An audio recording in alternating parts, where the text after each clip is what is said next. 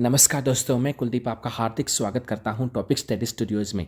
हम चर्चा कर रहे हैं न्यू एनसीईआरटी की कक्षा 9 और कक्षा 10 की पुस्तकों पर आधारित 1500 प्लस अति महत्वपूर्ण क्वेश्चनों की सीरीज में, और प्लस साथ में राजस्थान करंट जीके के। तो चलिए शुरू करते हैं। पहला क्वेश्चन है, किस शिलालेख के अनुसार प्रतिहार राजपूत ब्राह्मण हरिश्चंद्र तथा उसकी पत्नी वृद्धा की संतान थी? मंडोर शिलालेख के अनुसार।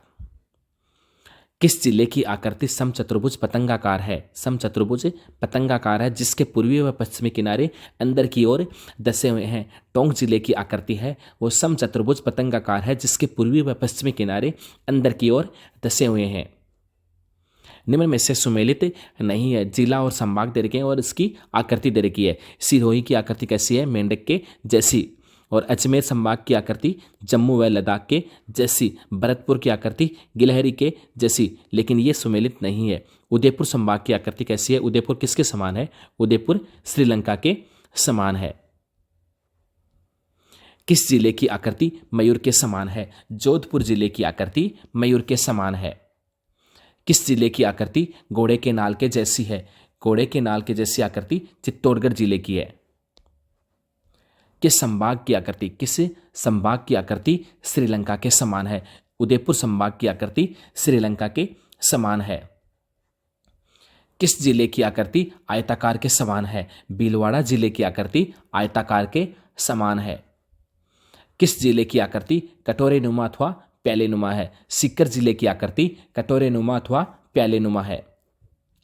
निम्न में से सुमेलित नहीं है। निम्न में से सुमेलित राजसमंद, तिलक, अजमेर त्रिभुजाकार, भरतपुर गिलहरी नुमा, ये तीनों सुमेलित हैं, लेकिन करौली व सवाई माधोपुर बत्तख ये सुमेलित नहीं है। किस जिले की आकृति ऑस्ट्रेलिया के जैसी है? किस जिले की आकृति ऑस्ट्रेलिया के जैसी है? उदयपुर जिले की आकृति ऑस्ट्रेलिया के जैसी है। लेकिन अगर उदयपुर संभाग की आकृति पूछे वो किसके समान है? उदयपुर संभाग श्रीलंका के समान है। उदयपुर संभाग श्रीलंका के समान है। अगला क्वेश्चन है, किस जिले की आकृति समुद्र में गोता लगाती मछली यानी व्हेल मछली के जैसी है? व्हेल मछली के जैसी आकृति जालौर जिले की है। राजस्थान सरकार द्वारा राज्य के प्रत्येक ब्लॉक में खेल स्टेडियम निर्मित किए जाएंगे। इसका संबंध किस योजना से है? इसका संबंध मेजर ध्यानचंद स्टेडियम योजना से है। मुख्यमंत्री किसान मित्र योजना का शुभारंभ कब किया गया था? मुख्यमंत्री किसान मित्र योजना का शुभारंभ 17 जुलाई 2021 को किया गया था। संविधान के कौन से अनुच्छेद में अधीनस्थ न्यायालयों से संबंधित है? संविधान के अनुच्छेद 233 से 237 तक के अधीनस्थ न्यायालयों से संबंधित हैं। उच्चतम न्यायालय के मुख्य न्यायाधीश सहित न्यायाधीशों के अधिकतम स्वीकृत पद कितने हैं? ये क्वेश्चन का आंसर आपको कमेंट बॉक्स में देना है, क्योंकि ये क्वेश्चन हाल ही में काफी चर्चा में रहा है। अगला क्वेश्चन है, राजस्थान उच्च न्यायालय की मुख्य पीठ बेंच कहाँ स्थित है? राजस्थान उच्च न्यायालय की मुख्य पीठ बेंच जोधपुर में स्थित है। अगला क्वेश्चन है, राजस्थान उच्च न्यायालय के निम्नांकित न्यायाधीशों में से कौन से राजस्थान सरकार में राज्य मंत्री के पद पर आसीन रहे हैं? जस्टिस फारूक हसन हैं जो राजस्थान सरकार के राज्य मंत्री के पद पर भी आसीन रहे हैं। राजस्थान उच्च न्यायालय के पहले मुख्य न्यायाधीश कौन थे? राजस्थान उच्च न्यायालय के पहले मुख्य न्यायाधीश के वर्मा थे। कौन थे? के वर्मा। केंद्र सरकार ने राजस्थान के किस जिले में शुरू ऑक्सीजन मित्र योजना को पूरे देश में लागू करने का सुझाव दिया है?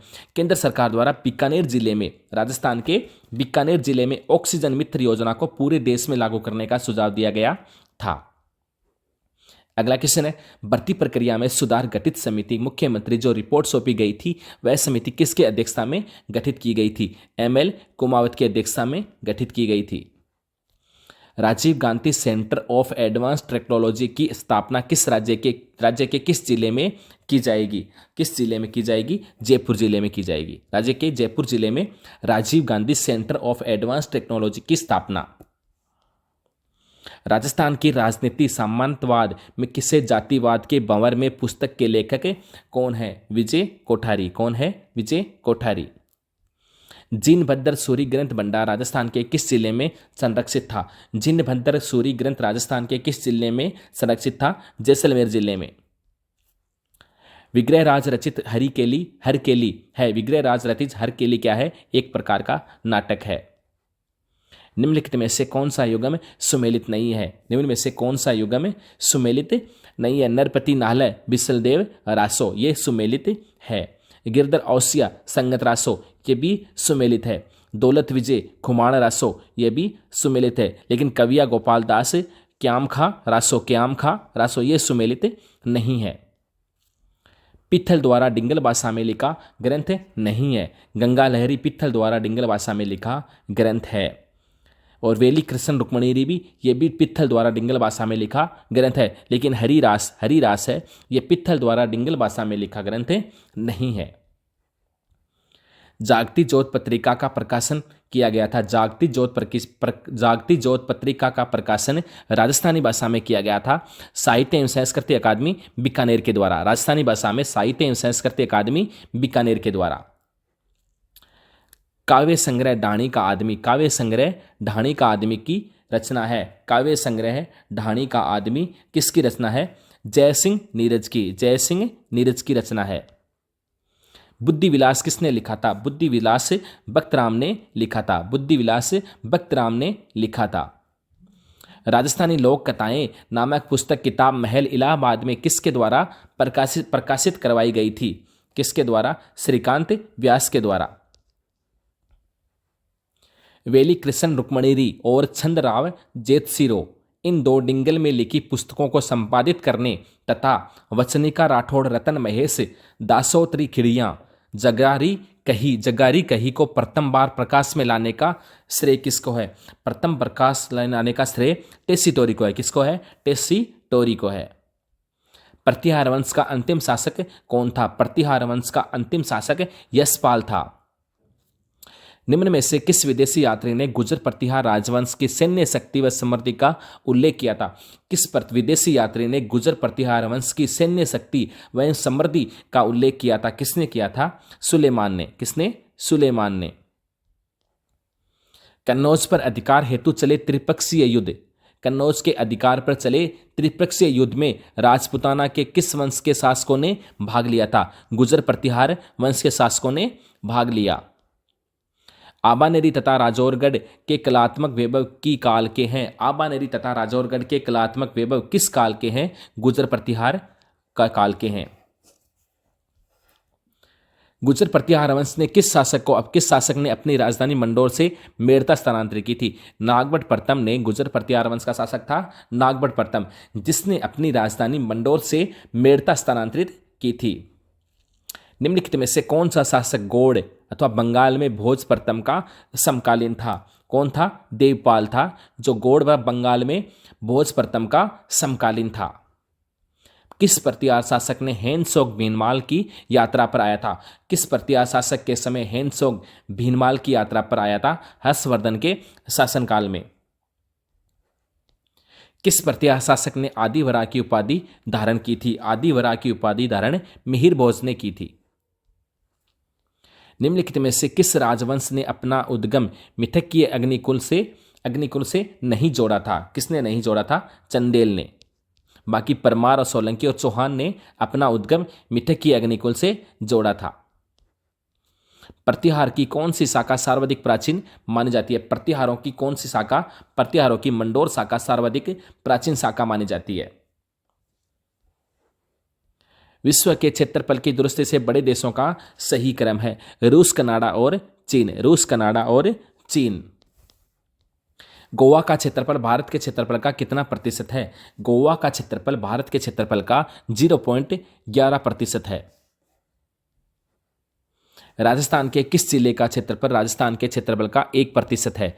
राजस्थान के किस जिले का क्षेत्रफल राजस्थान के जिले का 1%? दौसा जिले का क्षेत्रफल राजस्थान के क्षेत्रफल का 1% है।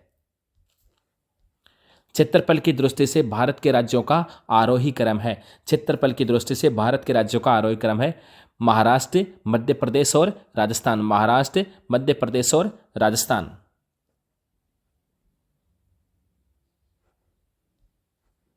अगला क्वेश्चन है, राजस्थान का क्षेत्रफल किस देश के क्षेत्रफल से 2 गुना बड़ा है? राजस्थान का क्षेत्रफल किस देश के क्षेत्रफल से 2 गुना बड़ा है? ग्रेट ब्रिटेन के क्षेत्रफल से 2 गुना बड़ा है राजस्थान का क्षेत्रफल। राजस्थान के किस जिले का जनसंख्या घनत्व 202 है? लगभग राजस्थान के जनसंख्या घनत्व के बराबर है। सिरोही जिले का घनत्व राजस्थान के जनसंख्या के घनत्व के बराबर है। राजस्थान की जनसंख्या किस देश की जनसंख्या के लगभग बराबर है? राजस्थान की जनसंख्या थाईलैंड के देश के लगभग बराबर है। राज्य के क्षेत्रफल के 4 बड़े जिलों का सही क्रम है। राजस्थान के क्षेत्रफल के 4 बड़े जिलों का सही क्रम क्या है? जैसलमेर, बाड़मेर, बीकानेर, जोधपुर। जैसलमेर, बाड़मेर, बीकानेर, जोधपुर। जैसलमेर धौलपुर के क्षेत्रफल में लगभग कितना गुना है? जैसलमेर धौलपुर के क्षेत्रफल का लगभग 12.66 गुना है। तो आज के लिए बस इतना ही था। अगर वीडियो अच्छा लगा हो तो लाइक कीजिए, नए हो तो चैनल को सब्सक्राइब कर लीजिए। मिलते हैं आपसे नेक्स्ट वीडियो में, तब तक के लिए जय हिंद, जय भारत।